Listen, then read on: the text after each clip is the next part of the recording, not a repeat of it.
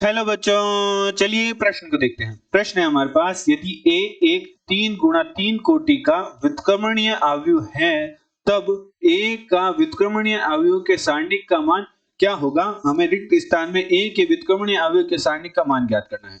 चलिए सर्वप्रथम हम प्रश्न के लिए मुख्य अवधारणा लिखते हैं। मुख्य अवधारणा में हम किसी अवयव के व्युत्क्रमणीय अवयवों के गुणधर्म का अध्ययन करेंगे, जो कि कुछ इस प्रकार है।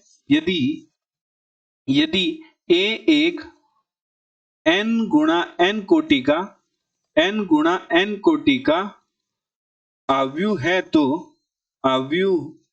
तो A का A के व्युत्क्रमणीय अवयव के साथ संबंध कुछ इस प्रकार होता है। अवयव A × A के व्युत्क्रमणीय अवयव का मान है वह बराबर होता है इकाई अवयव के।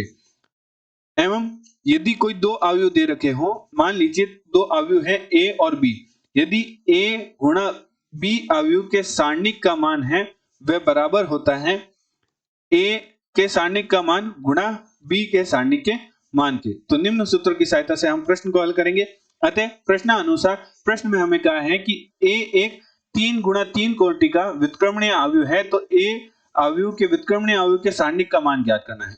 तो चूंकि हम जानते हैं मुख्य उदाहरण अनुसार किसी अवयव A का उसी अवयव के व्युत्क्रमणीय अवयव से गुणा करने पर जो हमारे पास मान आता है वह इकाई अवयव आता है।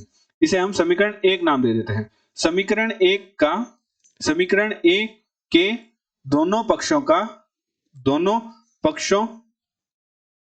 का सारणिक लेने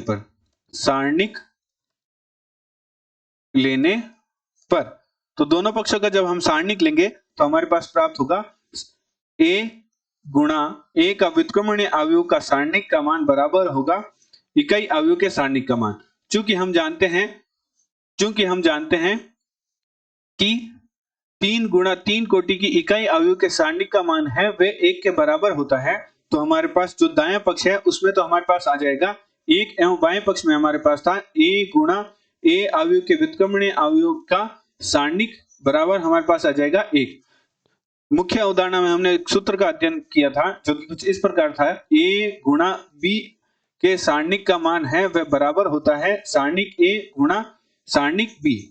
तो निम्न सूत्र की सहायता से हम हल करते हैं, तो हमारे पास जो बायां पक्ष है उसमें आएगा A के सारणिक गुणा A के व्युत्क्रमणीय अवयव का सारणिक बराबर 1। तो जहां से हम कह सकते हैं कि A का व्युत्क्रमणीय अवयव के सारणिक का मान है वह बराबर होगा 1/A के सारणिक के बराबर। तो हमारा उत्तर प्राप्त हुआ 1/A का सारणिक। तो चलिए रिक्त स्थान में हमारे पास आएगा 1/ सारणिक A।